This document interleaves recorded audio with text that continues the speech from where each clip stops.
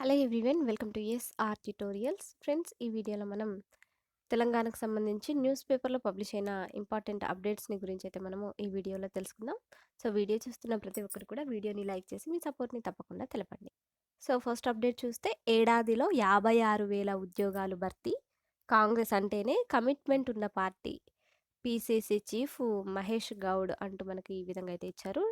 Deposit రాదన్న భయంతోనే MLC ఎన్నికలకు BRS దూరం, బీజేపీతో కేసీఆర్కు లోపాయికారి ఒప్పందం, ఎమ్మెల్సీ అభ్యర్థి నరేందర్ రెడ్డి నామినేషన్, ర్యాలీకి హాజరైన పీసీసీ చీఫ్, మంత్రులు అంటూ సో ఈ విధంగా అయితే ఇచ్చారనమాట. వెలుగు పేపర్లో అయితే ఇది పబ్లిష్ అయింది. కాంగ్రెస్ పార్టీ అంటేనే ఉద్యోగాల పార్టీ అని, పట్టభద్రులకు ఉద్యోగాల కల్పనే తమ లక్ష్యమని పీసీసీ చీఫ్ మహేష్ కుమార్ గౌడ్ అన్నారు. అధికారంలోకి వచ్చిన ఏడాదిలోనే వివిధ శాఖల్లో 56,000 పోస్టులు భర్తీ చేశామని చెప్పారు.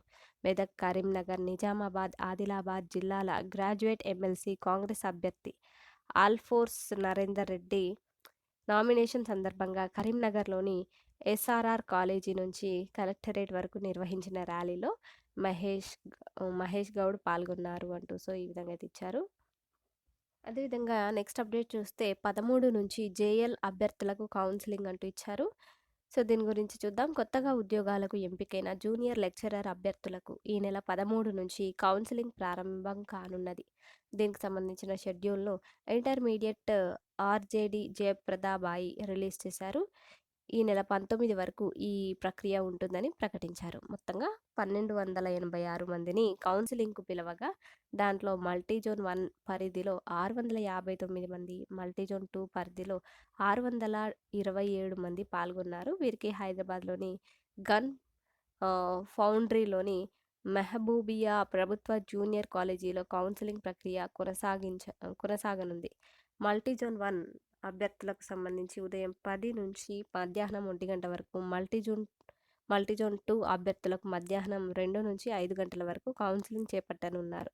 13న 214 మందికి, 14న 215 మందికి, 15న 215 మందికి, 17న 214 మందికి, 18న 213 మందికి, 19న 215 మందికి కౌన్సిలింగ్ నిర్వహించనున్నారు. కాగా ఇప్పటికే వీరికి సంబంధించిన సర్టిఫికేట్ల వెరిఫికేషన్ పూర్తి కావడంతో సబ్జెక్టుల వారీగా కౌన్సిలింగ్ నిర్వహించి కాలేజీలను అలాట్ చేయనున్నారు అంటూ రావడం అయితే జరిగింది. సో ఈ విధంగా 18 నుంచి జేఎల్ అభ్యర్థులకు కౌన్సిలింగ్